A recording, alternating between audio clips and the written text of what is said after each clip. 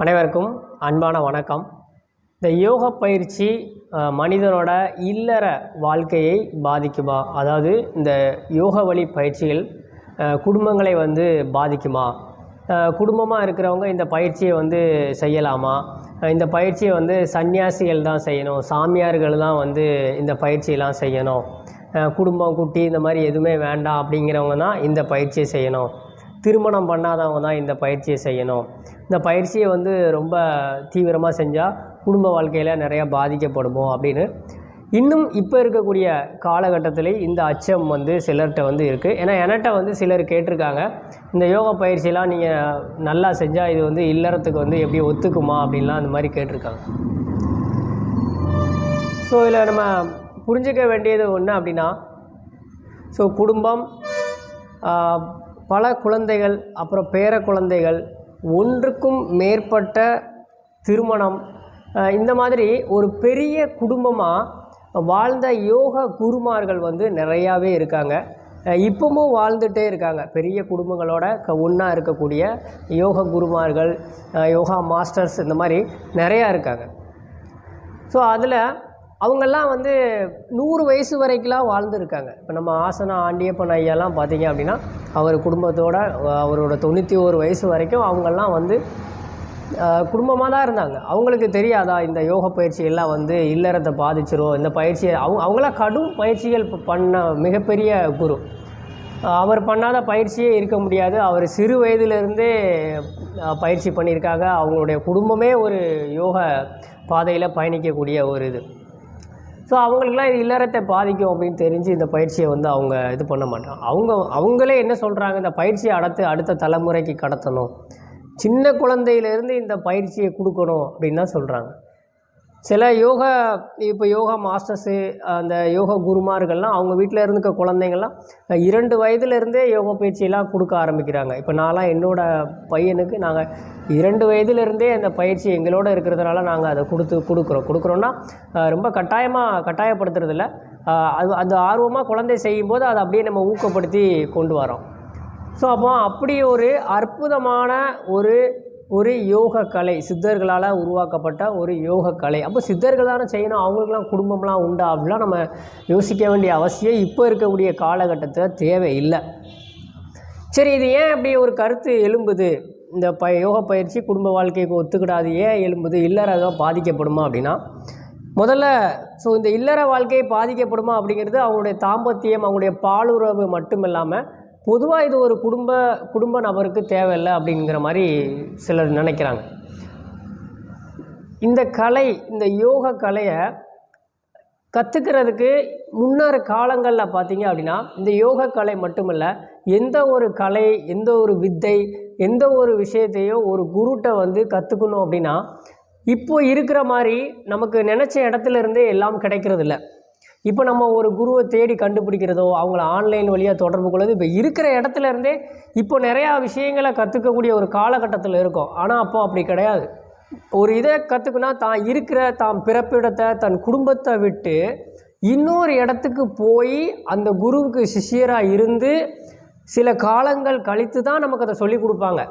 So அதுக்கு சிஷியராக இருந்து நிறையா அனுபவங்களாக அதுக்கு ஒரு காலம் எடுக்கும். இப்போது 20 வயதில் ஒருத்தர் ஒரு கலையின் மீது ஆர்வம் கொண்டு, ஒரு வித்தையின் மீது ஆர்வம் கொண்டு அதை படிக்கிறதுக்கு ஒரு குருவை தேடி அந்த குருவிட்ட போய் நான் அதை படிக்கணும்னு நினச்சி போகும்போது அதுக்கு ஒரு காலம் எடுக்குது. அந்த காலம் வரைக்கும் வீட்டுக்கு வர முடியாது, குடும்பத்தோட பேச முடியாது, அப்புறம் தொலைபேசி கிடையாது, கடிதம் கிடையாது, எதுவுமே கிடையாது. ஸோ போய் படிக்கும்போது அந்த கலையின் மீது அதிகமான ஒரு நாட்டம் வருது. அந்த நாட்டம் வரும்போது அதை உளமாற அதை தீவிரமாக பயிற்சி பண்ணிகிட்டே இருக்கான். பயிற்சி பண்ணிகிட்டே இருக்கும்போது காலங்கள் ஓடிக்கிட்டே இருக்குது, வயதும் ஓடிக்கிட்டே இருக்குது. ஒரு கட்டத்துக்கு மேலே நிறையா அனுபவங்கள் வந்துடுது, மனம் பக்குவப்பட்டுருது. அந்த வயதெலாம் கடந்தும் போது அந்த கலையின் மீது ஒரு ஒரு ஒரு ஒரு மோகம், அந்த கலையிலே அவங்க கரைஞ்சிடுறாங்க. ஸோ அப்படி கரையும் போது அவங்க நமக்கு இல்லற வாழ்க்கையெல்லாம் தேவையில்லை, இதுவே எனக்கு ஒரு ஆனந்த நிலையை கொடுக்கு, வயதும் கடந்துருச்சு அப்படின்னு சொல்லி அவங்க அதை பண்ணால் அந்த திருமணம் அந்த மாதிரி குடும்ப வாழ்க்கையை அமைக்காமல் இருந்திருப்பாங்க. ஸோ மற்றபடி இந்த யோக பயிற்சினால் இல்லற வாழ்க்கை பாதிக்கும் அப்படிங்கிறது இப்போ இருக்க காலகட்டத்தில் முற்றிலும் ஒரு தவறான ஒரு விஷயம். அப்படி சொல்லக்கூடிய இதே கிடையாது. இப்போ இருக்கக்கூடிய இந்த யோக பயிற்சிகள் எல்லாமே இந்த நோய்களை முறியடிக்கக்கூடிய நல்ல ஒரு கலையாகவும் வந்து இப்போதைக்கு இருக்குது. இது அடுத்த தலைமுறைக்கு உலகமே கொண்டாடுது. ஸோ இன்றைக்கி உலகமே இந்த கலையெல்லாம் வந்து பயிற்சி பண்ண ஆரம்பிச்சிட்டாங்க. இப்போ இருக்கக்கூடிய காலகட்டத்திலையும் இந்த மாதிரியான கேள்விகள் எழுவது அப்படிங்கிறது ஒரு சரியான விஷயம் அல்ல.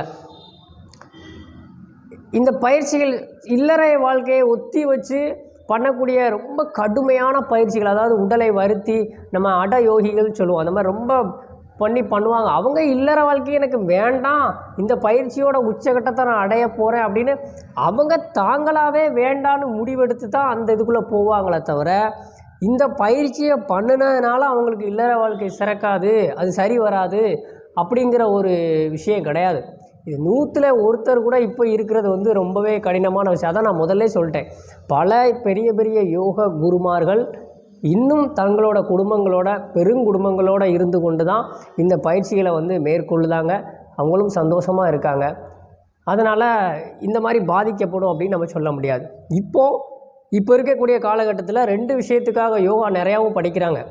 ஸோ ஒரு இல்லறத்தில் வந்து கணவன் மனைவி வந்து பாலுறவு கொள்றதில் வந்து சிக்கல் இருக்குது அப்படின்னு சொல்லி யோகா பயிற்சிகள் செஞ்சு அதில் அவங்க நல்லா அவங்களுக்கு வந்து அதில் ரிசல்ட்டு நிறையா கிடச்சிருக்கு. அதே மாதிரி குழந்தை பிறப்பு வந்து கஷ்டமாக இருக்குன்னு சொல்லி யோகா பயிற்சிகள் செஞ்சு நிறையா குழந்தை பெற்றவங்கள்லாம் இருக்கிறாங்க. ஸோ அவங்களோட இல்லற குடும்ப வாழ்க்கையில் எந்த ஒரு பாதிப்பும் இல்லை, அதனால் சிறப்பாக இருக்குது அப்படிங்கிறவங்கெல்லாம் நிறையா பேர் இருக்காங்க. யோகா பயிற்சி பண்ணி தங்களோட வாழ்க்கையை வந்து நிறைய நல்லதாக வந்து பண்ணியிருக்காங்க. ஸோ இப்போ இந்த வீடியோ பார்த்துக்கிட்டு இருக்கவங்க யோகா பயிற்சிகள் நீங்கள் செய்கிறவங்களா இருந்தீங்க அப்படின்னா உங்களுக்கு கண்டிப்பாக இதை பற்றி நல்லாவே தெரியும். நீங்கள் கமெண்டில் சொல்லுங்கள் உங்களுடைய அனுபவங்களை. இந்த மாதிரியான ஒரு சில மூடநம்பிக்கையான விஷயங்கள் வந்து இருக்க தான் செய்யுது. பருவமடைந்த பெண்கள் யோகா செய்யலாமா, அந்த மாதிரிலாம் நிறையா இருக்குது. இப்போ ஒரு பெண் வந்து பெரிய பொண்ணு ஆகிட்டாங்க அப்படின்னா இல்லை யோகா பண்ணக்கூடாது இனிமேல், அந்த மாதிரிலாம் நிறையா மூடநம்பிக்கையான விஷயங்கள்லாம் இன்னும் மக்களிடையே வந்து இருந்துட்டு தான் இருக்குது. ஸோ அதனால் முன்னொரு காலங்களில் அப்படி பார்க்கப்பட்டது. இந்த மாதிரியான யோகா பயிற்சிகள் எல்லாமே ஒரு இல்லறம் இல்லாத, ஒரு திருமணம் செய்யாத சன்னியாசிகள் தான் செய்யணும் அப்படிங்கிற ஒரு காலகட்டம் இருந்த காலம் போய் இப்போ இல்லறத்தில் இருப்பவர்களுக்கு இந்த யோகா பயிற்சி கண்டிப்பாக தேவை அப்படிங்கிறத அறிவியல் பூர்வமாக வந்து நிரூபிச்சிருக்காங்க. அதே இன்றைக்கி உலகமே வந்து கொண்டாடி இந்த பயிற்சியை வந்து அடுத்தடுத்து வரக்கூடிய தலைமுறைகளுக்கு சொல்லி கொடுக்கணும் அப்படின்னு சொல்லி இப்போ எல்லாருமே அந்த விழிப்புணர்வுக்கு வந்து வந்துட்டாங்க.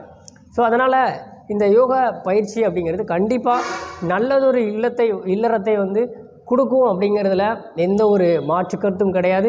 இல்லறம் மட்டுமல்ல, நல்லதொரு ஆரோக்கியமான ஒரு சமூகத்தையும் வந்து உருவாக்கும் அப்படிங்கிறதுல எந்த ஒரு மாற்று கருத்தும் கிடையாது. ஸோ இந்த பதிவு மூலமாக உங்களுக்கு ஒரு தெளிவு கிடச்சிருக்கும். அதனால் இந்த பயிற்சிகளை எல்லாமே நம்மளுடைய பாரம்பரிய கலைகள் அத்தனையும் இன்னொரு தலைமுறைக்கு கடத்துவதில் வந்து நாம் எந்த ஒரு மூட நம்பிக்கைகளையும் உள்ளே புகுத்தாமல் இருக்கணும். ஸோ இந்த பதிவு உங்களுக்கு பிடிச்சிருந்தா மற்றவங்களுக்கு ஷேர் பண்ணுங்கள். நம்மளோட சேனலை சப்ஸ்கிரைப் பண்ணி வச்சுக்கோங்க. மேலும் பல தகவலுடன் நம்ம அடுத்த வீடியோவில் சந்திப்போம். நன்றி.